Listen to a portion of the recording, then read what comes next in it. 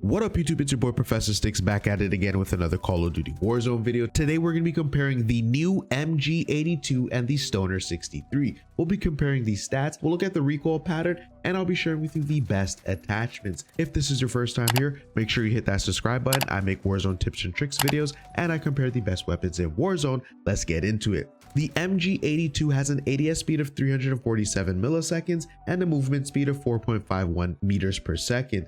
The STONER 63 has an ADS speed of 413 milliseconds and a movement speed of 4.37 meters per second.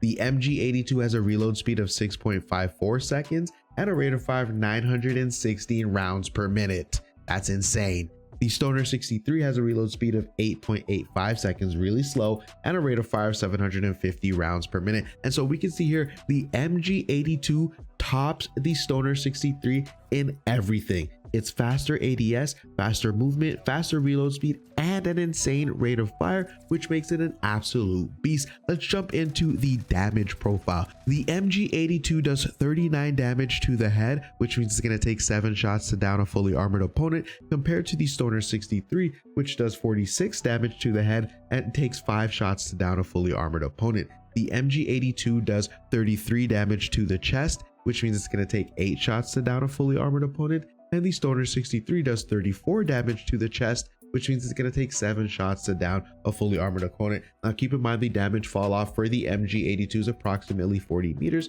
and the STONER 63 is 40 meters also.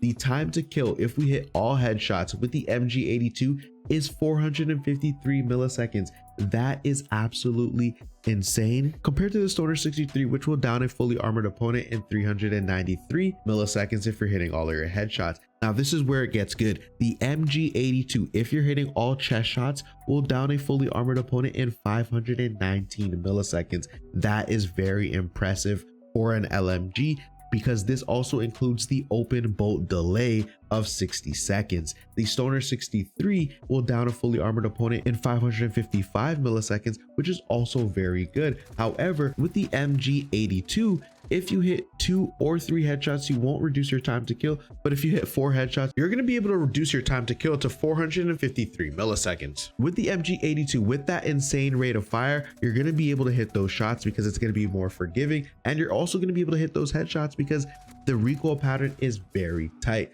With the STONER 63, you have to hit 2 or 3 headshots to reduce your time to kill to 474 milliseconds, which is not that far off from the MG82. However, the MG82, it's going to be easier to do that because you do have that insane rate of fire. Let's jump into the recoil pattern. As we can see here, the MG82 is on the left and we have the STONER 63 on the right. They don't move. I mean, the bullet pattern for the MG82 is pretty much overlapping. Same with the STONER 63. That's why the STONER 63 was really decent before, but now with these new barrels, the recoil patterns are so easy to control. So not much to really say here. This is the easiest weapon you could find. It's all vertical. You're just pulling down on your joystick. Guys, you definitely want to use the MG82 before it gets nerfed. Let's jump into the situational use. Like the STONER 63, the MG82 will be a long range option. However, with the new attachments, there are some quicker builds you can make for the MG82 and the STONER 63,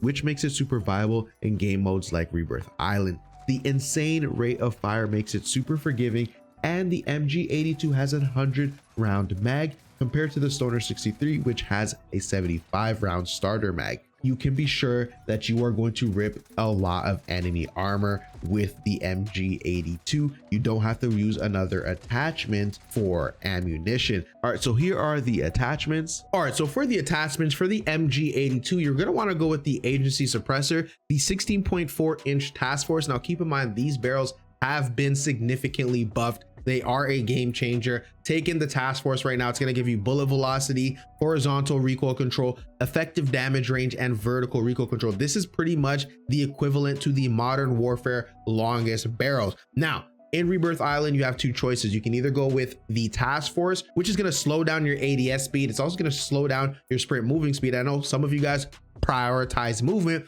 so you might want to go with the match grade, which does the exact same thing. However, it doesn't penalize you as much on your aim down sight speed and your movement speed. Another one that you can go with is the cut down. It does hurt your effective damage range. However, it's going to increase your ADS firing move speed and your firing movement speed. So a couple of different choices here. For me personally, I like the task force. For the underbarrel, you're going to want to go with the field agent grip. This pretty much makes sure that the MG82 does not move. You don't need ammunition. This comes with a 100-round mag. The serpent wrap is to increase your ADS speed. This is an LMG, so the ADS speed is pretty slow. It's up to you if you guys want to go with this one. This is pretty much like a flex. You can go with any other attachment that you want, and then obviously an optic of your choice. For the Stoner 63 agency suppressor, 21.8-inch task force barrel, the Axle Arms 3X or any optic of your choice, field agent grip, and the serpent grip. Same reasons. We're using these attachments for the exact same reasons we're using them on the MG82. All right, guys, let's get into my final thoughts. The MG82 is gonna be meta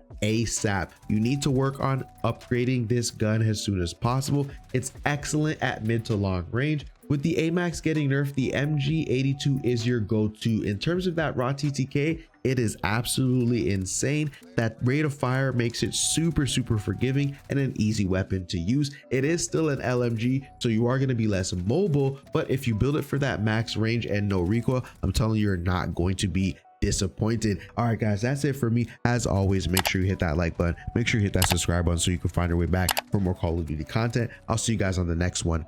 Peace.